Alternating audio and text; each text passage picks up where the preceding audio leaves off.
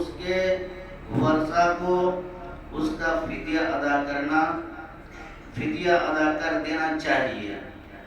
جب واجب اعتکاف کے ہر روزے کے بدلے میں ایک مسکین کو 2 وقت کا کھانا کھلانا ہے، اگر کھانا نہ کھلائیں تو اس کی قیمت ادا کریں۔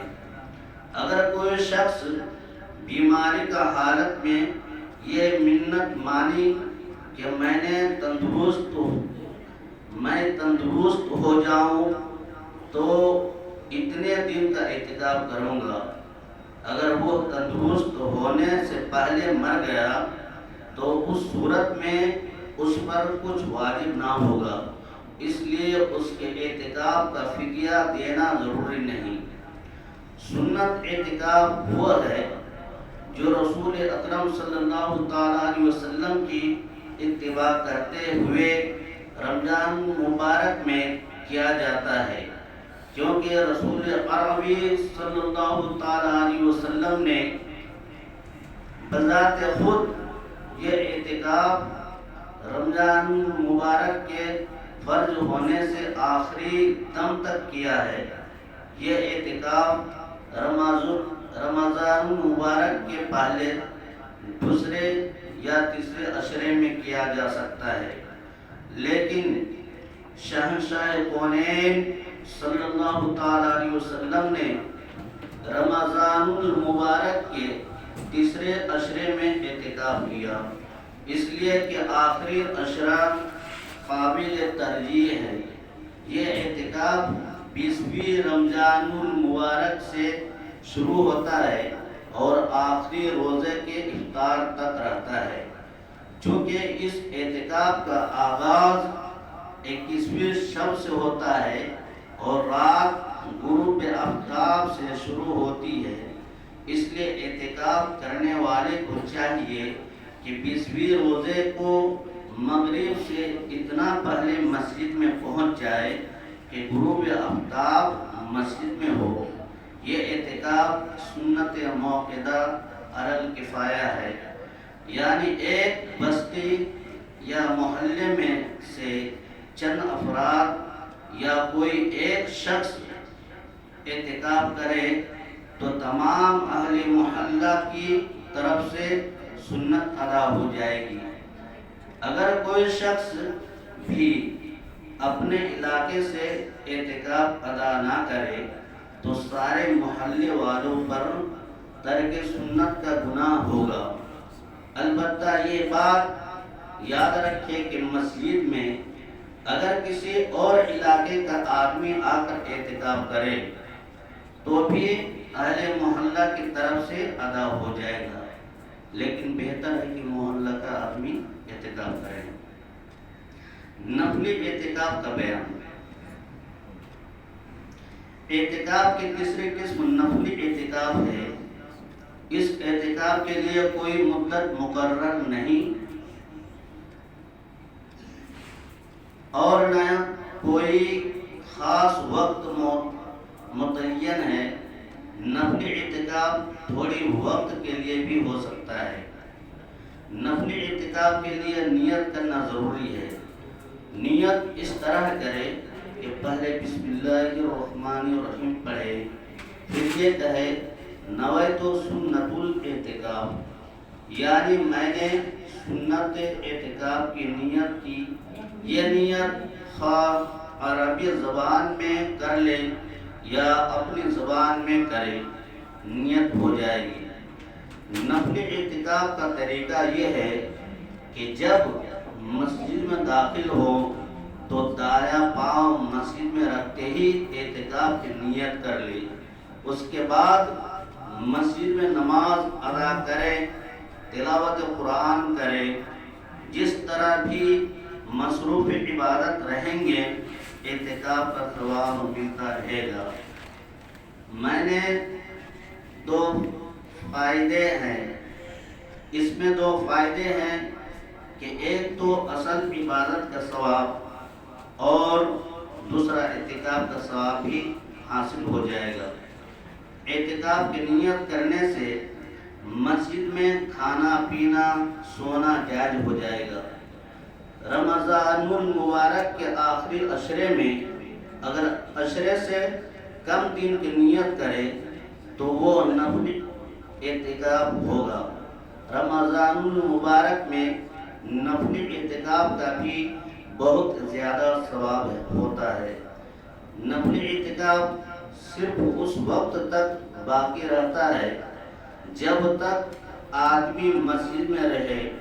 جو ہی کوئی نفلی اعتکاف کرنے والا مسجد سے باہر آئے گا تو اس کا اعتکاف ختم ہو جائے گا۔ نفلی اعتکاف میں اگر کوئی مقررہ وقت یا دن کا اعتکاف کرنے کی نیت کرے تو اسے پورا کرنا چاہیے۔ اگر اس نیت کردہ وقت سے پہلے اعتکاف پورا ہونے سے پہلے مسجد سے باہر آنا پڑے تو صرف اتنی دیر کا ثواب ملے گا جتنی دیر اعتکاف میں رہا، اور باقی کی قضا ضروری نہیں، بلکہ مسجد سے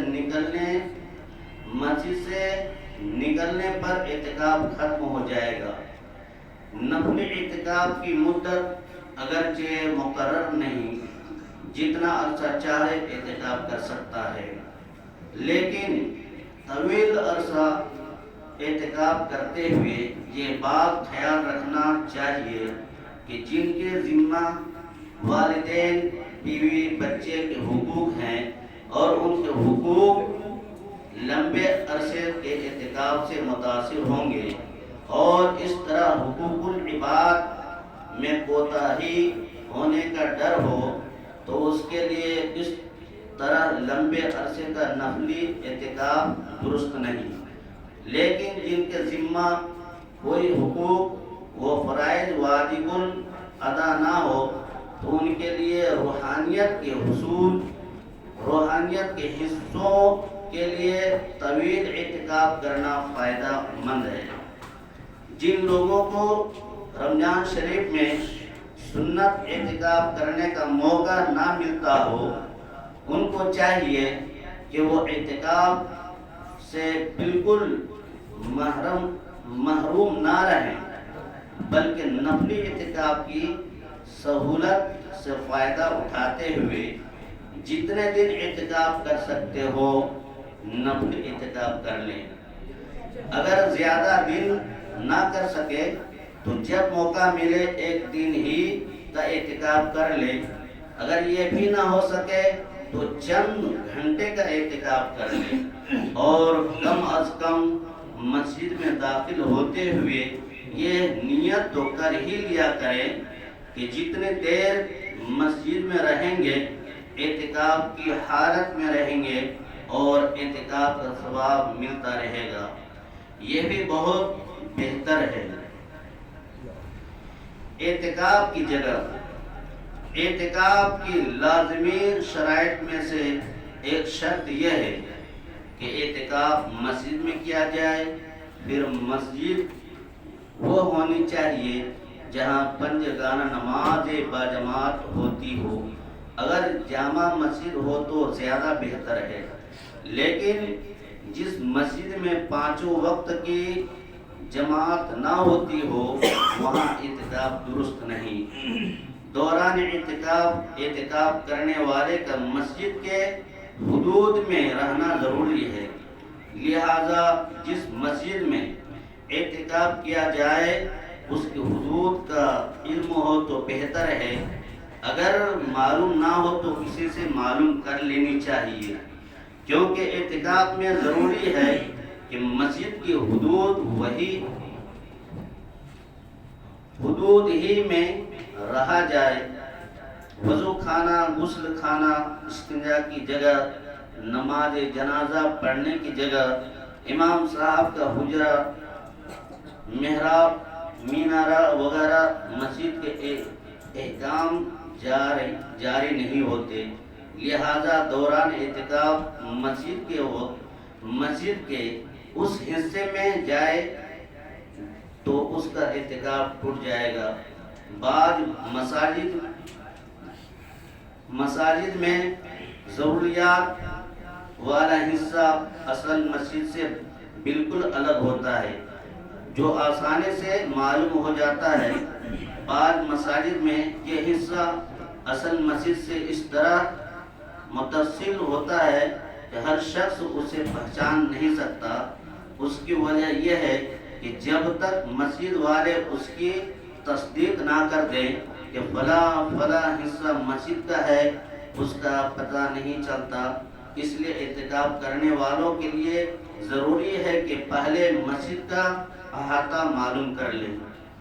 اللہ تعالیٰ سے دعا فرمائیں، اللہ تعالیٰ ہم سبوں کو ان باتوں پر عمل کرنے کی توفیق عطا فرمائے۔